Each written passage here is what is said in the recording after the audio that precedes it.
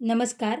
गुंजन recipe मराठीमध्ये तुमचे खूप खूप स्वागत आहे. एकदम मऊ लुसलुशीत जाळीदार आपण आज बेसन पिठाचा ढोकळा तयार करणार आहोत. त्यासाठी इथे 1 वाटी बेसन पीठ घेतलेलं आहे आणि अर्धी वाटी दही घेतलेलं आहे. आता एका बाउलवर आपण चाळण ठेवून बेसन पीठ चाळून घेऊया. चाळल्यामुळे छान असा ढोकळ्याला जाळी पडते. आता चाळलेल्या बेसन पिठामध्ये आपण थोडं आंबट असं दही टाकून घेणार आहोत. हे दही घट्टसर असं आहे.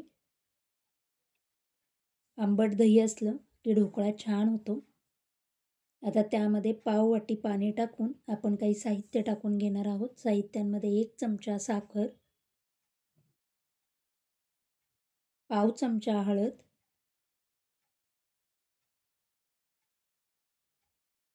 चवीनुसार मीठ आणि अर्धा इंच आलं किसून टाकणार आहोत. तुम्ही हिरवी मिरचीचा ठेचा टाकला तरीही चालेल. मी इथं हिरवी मिरची ढोकळ्यासाठी वापरलेली नाही आहे. तुम्हाला जर तिखट आवडत असेल तर तुम्ही हिरवी मिरची घाला. आणि आता आपण हे सर्व एकजीव करून घेणार आहोत. लागेल तसं थोडं थोडं पाणी टाकून आपण हे बेसन पिठाचं बॅटर तयार करून घेणार आहोत. आपल्या इथं अर्धी वाटी, मी सुरुवातीला पाव वाटी पाणी टाकलं होतं, आत्ता पाव वाटी टाकलं, अर्धी वाटी पाणी टाकून झालेलं आहे. बेसन पिठामध्ये बिलकुल गुठळी राहता कामा नये. एकदम मऊसूत असं आपलं हे बेसन पिठाचं बॅटर तयार झालं पाहिजे. मी पुन्हा पाव वाटी पाणी टाकून घेतलेलं आहे. असं आपल्याला 3/4 वाटी पाणी लागलेलं आहे. म्हणजे 1 वाटीला पाव वाटी पाणी कमी. तुम्ही पाहू शकता बिलकुल बेसन पिठामध्ये गुठळी नाही आहे. छान असं आपलं बेसन पिठाचं बॅटर तयार झालेलं आहे. आता अर्ध्या तासासाठी आपण ह्याला झाकून ठेवूया.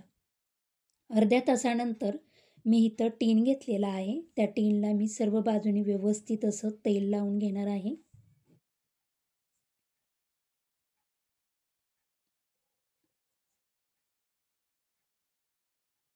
आता आपण बेसन पिठाचं बॅटर 1 मिनिट हलवून घेऊया. एकाच डायरेक्शनला हलवल्यामुळे ढोकळा आपला एकदम फ्लफी तयार होईल. त्याच्यामध्ये हवा भरली जाते. आता यामध्ये मी 1 चमचा इनो टाकून घेणार आहे. तुम्ही 1 पाऊच जरी टाकला तरीही चालेल. आणि आता 1 चमचा पाणी टाकून आपण हे बेसन पिठामध्ये विनो व्यवस्थित असा मिक्स करून घ्यायचा. तुम्ही पाहू शकता मी एकाच डायरेक्शनला हे फिरवत आहे. आणि आता आपण हे तयार केलेलं बॅटर टीनमध्ये काढून घेऊया. टीनमध्ये बॅटर काढल्यानंतर आपण ह्याला 1 मिनिट टॅप करून घेणार आहोत. आणि गॅसवर मी स्टीमरमध्ये पाणी गरम करायला ठेवलेलं आहे. त्याच्यामध्ये स्टँड ठेवलेला आहे. त्या स्टँडवर आपण हा टीन ठेवून घेऊया. आणि एक 20 ते 25 मिनटं आपण हा ढोकळा वाफवून घेणार आहोत. 25 मिनटानंतर आपण ढोकळा शिजलाय का चेक करूया. सुरुवातीला ढोकळा शिजलेला नव्हता म्हणून मी पुन्हा 5 मिनटं त्याला वाफवून घेतलेला आहे. आणि टूथपिकनी पाहिलं तर आपला ढोकळा छान असा शिजला गेलेला आहे. आता गॅसची फ्लेम बंद करून आपण हा ढोकळा पूर्णपणे थंड करून घेणार आहोत.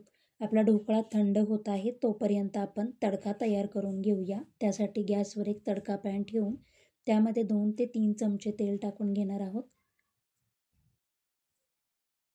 तेल गरम झाले की त्यामध्ये अर्धा चमचा मोहरी टाकून, मोहरी आपली छान अशी तडतडली पाहिजे. आणि त्यामध्येच इथे मी हिरव्या मिरचीचे काही काप करून घेतलेले आहेत ते टाकून घेणार आहोत. कढीपत्ता 1 मिनिट आपण हिरवी मिरची आणि कढीपत्ता हलवून घेऊया. आणि त्यानंतर त्याच्यामध्ये 1 वाटी पाणी टाकून घेणार आहे. या पाण्यामध्ये आता आपण 1 चमचा साखर टाकून घेऊया. आणि अर्ध लिंबाचा रस टाकून घेणार आहे. आणि हा तयार केलेला तडका आपण उकळी काढून घेणार आहोत. मी एक 5 ते 7 मिनटं हाय फ्लेमवर ही उकळी काढणार आहे. छान असं आपला तडका तयार झालेला आहे. आता आपण गॅसची फ्लेम बंद करूया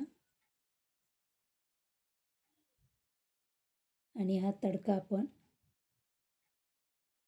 ढोकळ्यावर टाकणार आहोत. तर आपलं तुम्ही पाहू शकता एकदम स्पॉन्जी असा ढोकळा तयार झालेला आहे. मी सुरीने ह्या ढोकळ्याचे चौकोनी असे काप करून घेणार आहे.